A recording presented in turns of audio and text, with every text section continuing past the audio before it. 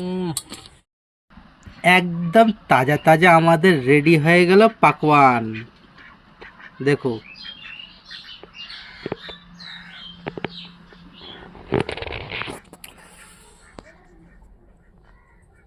দেখবো।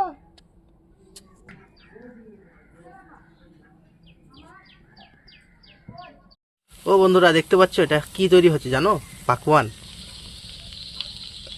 এই যে দেখো, এখানে ঘোলের মতন চালটাকে ঢেলে দেওয়া হলো কাপে করে, 1 কাপ। দেখুন, হালকা জালে খুব সুন্দর পিঠে। না দেখলে বুঝতে পারবে না তোমরা। দেখো, তেলে কেমন টকবক টকবক করে উঠছে। তোমরা যদি খেতে চাও, এখানে লাগবে চালের আটা। চালের আটাকে একটু চিনির সঙ্গে মিশিয়ে নিয়ে এরকম ঘোল করে নিতে হবে। তোমাদেরকে এই যে দেখাচ্ছি। তারপর 1 কাপ এইভাবে ভরে নাও। 1 কাপ ভরে নেওয়ার পর এই আটাটা আমাদের এখানে রেডি থাকলো। এটা আমাদের এই পিঠে রেডি হয়ে যাবে, তখন 1 কাপ আমরা ওখানে ঢেলে দিব। আর এই পিঠেটা আমাদের আবার রেডি হয়ে গেল। ঠিক থেকে ছড়িয়ে এক সাইডে রাখি। কি সুন্দর না? খুবই সুস্বাদু হবে। আমরা একবার চেখে দেখব কেমন হয়েছে। আমরা ছোটবেলা থেকে এই চুলার মানে রান্না খাই, কেননা গ্যাসের টাকা জুটে না। এই যে দেখো, কত সুন্দর পিঠে আমাদের রেডি হয়ে গেল। এটা উল্টানোর সময় হয়ে গেছে।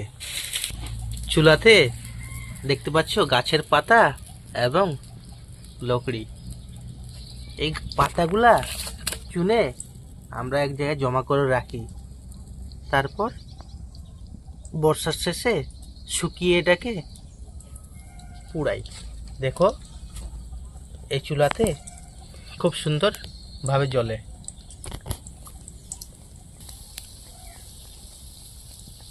এখনো কিন্তু আমরা উল্টাইনি। এখন টকবক টকবক করছে, চারদিকে ছাঁচের মতন সুন্দর সুন্দর ফুটে বের হচ্ছে। আর এদিকে আমার সোনামণি ঝুলু ঝুলু করছে। চলো এবার উল্টে দেয়া হলো। দেখুন, এবার কিন্তু এদিকে কত সুন্দর লাগছে পাকওয়ানটা। এটাকে মিষ্টি পিঠে বলি আমরা আবার। দেখুন, তেলে কেমন টকবক টকবক করছে।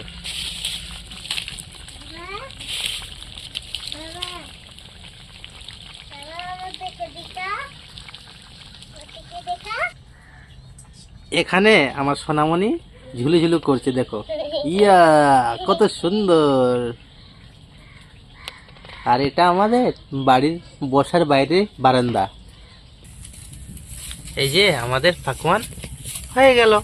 এখন তেলটা একটু নিচে নিচড়ায় নিয়ে পাকওয়ানটাকে রেখে দেওয়া হবে।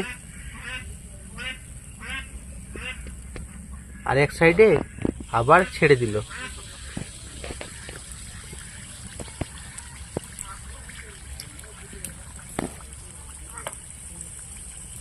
কত সুন্দর পাকওয়ান রেডি হয়ে গেল আমাদের।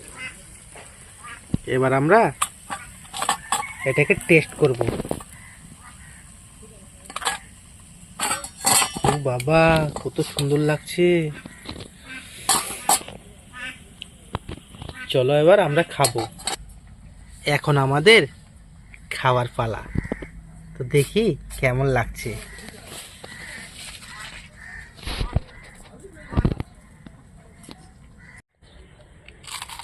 উম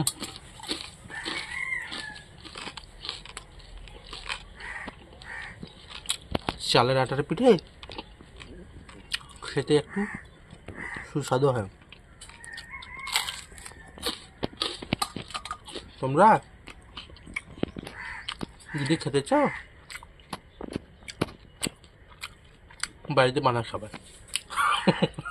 ভালো থেকো, সুস্থ থেকো। বাই।